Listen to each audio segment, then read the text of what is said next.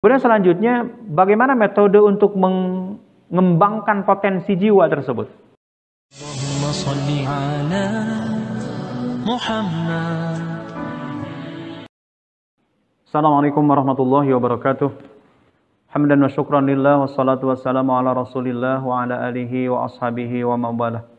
Amma ba'du, sahabat Bunyanul Islam TV yang saya hormati dan semoga Allah muliakan. Dalam pertemuan kali ini saya ingin melanjutkan bahasan pada pertemuan sebelumnya, di mana kita telah membahas tentang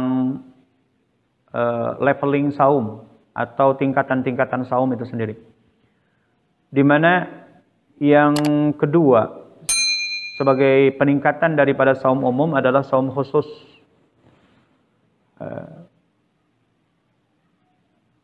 Saya pernah menyampaikan bahwa saum umum itu adalah saum yang berdimensi raga. Dan ini tentunya ya hanya bisa dilaksanakan oleh anak-anak kita, oleh anak cucu kita yang sedang belajar bagaimana pelaksanaan ibadah saum. Cukup mereka hanya melaksanakan ibadah umum saja. Namun pernah saya katakan bahwa saum yang kita lakukan adalah bukan saum anak-anak. Tentunya dari sisi kualitas harus ada peningkatan, sehingga kemudian disebut sebagai saum khusus. Di mana saum khusus, sahabat Bunyanul Islam, adalah saum yang berdimensi potensi jiwa. Atau kemarin saya katakan adalah sebagai saum substansi. Kalau sebelumnya adalah saum umum, adalah saum yang bersifat legal formal. Tapi sekarang kita upayakan bagaimana menjadikan saum kita adalah sebagai saum menjalankan secara substansial, bukan hanya sekadar legal formal. Dan itu adalah saum potensi jiwa. Sebagaimana Al-Ghazali menyebutkan bahwa definisi saum khusus itu adalah saum pendengaran, saum penglihatan. Dan kami istilahkan bahwa saum pendengaran, saum penglihatan, bahkan di Al-Quran disebutkan dengan pemikiran atau dengan hati. Inilah sebagai potensi jiwa. Karena memang ini yang akan dipinta pertanggungjawaban. Allah artinya akan meminta pertanggungjawaban kepada semua manusia atas penggunaan ketiga potensi jiwa ini. Allah sebutkan dalam Quran surat 17 atau Quran surat Bani Israil ayat 36. A'udzubillahi minasyaitonir rajim. Wa la taqfu ma laisa laka bihi ilmun. Inna sam'a wal basara wal fuada kullu ulaika kana anhu mas'ula. Janganlah engkau mengikuti kepada sesuatu yang kamu tidak memiliki pengetahuan tentang itu. Karena sesungguhnya pendengaran, penglihatan, dan hati akan Allah pinta pertanggungjawaban. Dan ini kemudian saya istilahkan sebagai potensi jiwa. Ternyata ada hubungannya dengan pelaksanaan ibadah tahunan, yaitu ibadah saum Ramadan. Sahabat Bunyanul Islam yang saya hormati dan mudah-mudahan Allah muliakan. Sementara saum yang nomor 3 sebagai level tertinggi adalah saum yang berdimensi jiwa. Artinya bahwa saum jiwa ini adalah efek atau imbas daripada saum potensi jiwa tadi. Atau katakan sebagai hasil daripada puasa potensi jiwa, yaitu puasa pendengaran, puasa penglihatan, dan puasa hati itu sendiri adalah akan berimbas kepada proses, akan berimbas kepada jiwa itu sendiri. Sahabat Bunyanul Islam yang saya hormati, kemudian selanjutnya bagaimana metode untuk mengembangkan potensi jiwa tersebut? Nah, ini tiada lain adalah dengan menjalankan qiraah. Dan qiraah yang dimaksud bukan hanya semata-mata berarti membaca. Karena memang kalau hanya sebatas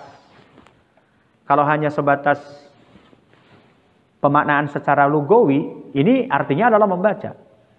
Namun yang dimaksud dengan membaca di sini adalah menjadi satu metode yang bukan hanya mencukupkan untuk membaca kepada huruf atau membaca kata per kata saja. Tapi ternyata di dalamnya bahwa cakupan qiraah itu minimal setidak-tidaknya ada 3. Kita istilahkan 3T. Yang pertama adalah bukan tempe toge, dan tahu. Tapi 3 T di sini adalah tafakur. T yang pertama, T yang kedua adalah tadabur, dan T yang ketiga adalah tanazur. Dengan mengaktifkan ini, dan ini tentunya adalah hanya bisa dilakukan oleh telinga, oleh pendengaran.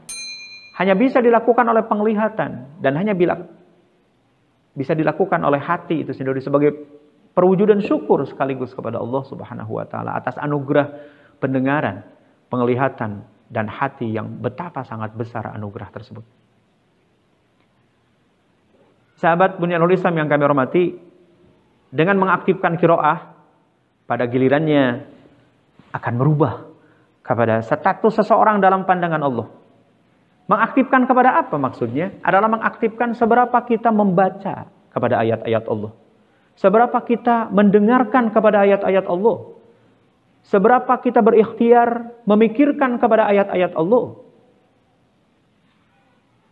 Dan kemudian sahabat Bunyanul Islam, apa targetnya kita harus mendengarkan ayat Allah?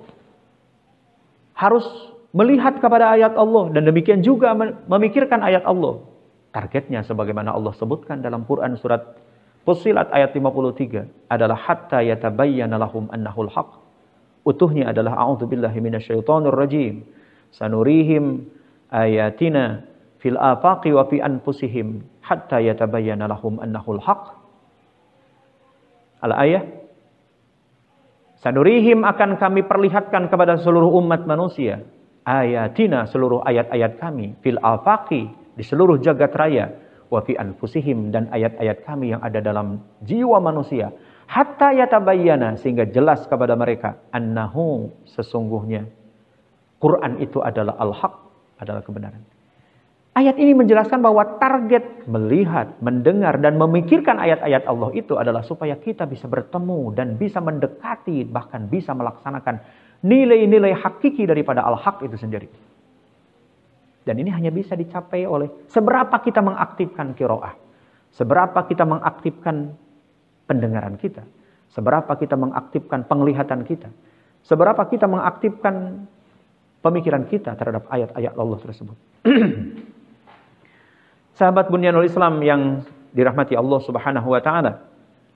Selanjutnya, ketika seseorang selalu mengaktifkan qiraahnya, yaitu mengaktifkan pendengaran, penglihatan, dan pemikiran sepanjang hidupnya, komitmen dia kepada Allah, maka pada gilirannya orang tersebut akan berubah status dan kedudukannya dalam pandangan Allah. Karena sahabat Bunyanul Islam, status manusia atau kedudukan manusia dalam pandangan Allah itu setidak-tidaknya ada 3 status. Yang pertama, ada manusia yang berstatus sebagai binatang. Yang kedua, ada manusia yang berstatus sebagai makhluk atau sebagai khairul bariyah. Kalau tadi binatang disebut syarrul bariyah. Dan yang ketiga, ada manusia yang berstatus sebagai abid, sebagai hamba Allah Subhanahu wa taala. Untuk merubah status ini adalah seberapa kita mengaktifasikan potensi-potensi jiwa yang tadi saya sebutkan, yaitu pendengaran, penglihatan, dan pemikiran kepada ayat-ayat Allah dengan target mencapai tingkat kebenaran yang hakiki, yaitu al-haqqu mir rabbika fala takunanna minal mumtarin. Oleh sebab itu, sahabat Bunyanul Islam yang saya hormati dan Allah muliakan, dengan BITP ini kami ingin mengajak, mari kita bersama-sama untuk berqiraah sepanjang hidup, sehingga pada gilirannya kita bisa merubah status kita, bukan hanya bertahan dalam ketidaktahuan, dalam ketidakpahaman, ketidakmengertian, kejahiliahan terhadap diri sendiri, dan apa yang mesti dia lakukan, apa tujuan hidupnya. Nah, insya Allah dengan ikhwan-ikhwan sekalian atau sahabat Bunyanul Islam seluruhnya bergabung dengan BITV ini, kita tentunya akan berikhtiar dan berupaya bagaimana merubah status-status manusia itu.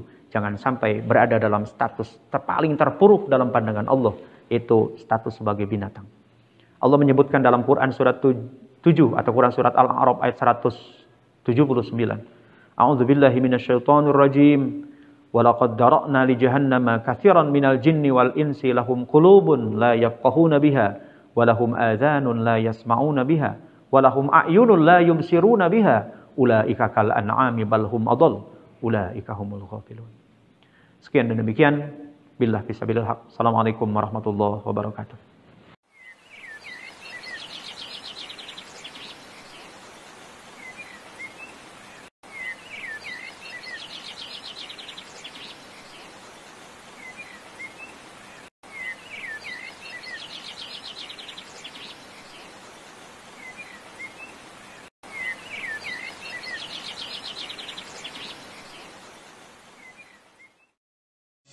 صل على محمد